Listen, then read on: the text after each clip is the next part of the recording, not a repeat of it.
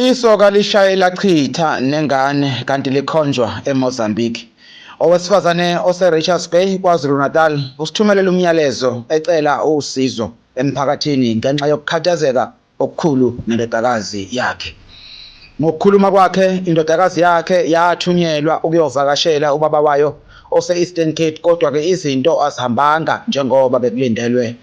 Uthi-ke ubaba wengane yakhe akasafuni ukubuyisela ingane, kunalokho uyamethuka uthi uzoyizwa ngephimbo.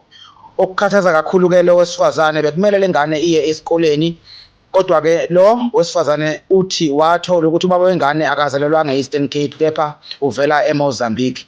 Uthi-ke uhamba kakhulu ngenxa yomsebenzi ingakho azi izilimi futhi esikhuluma kahle kangaka.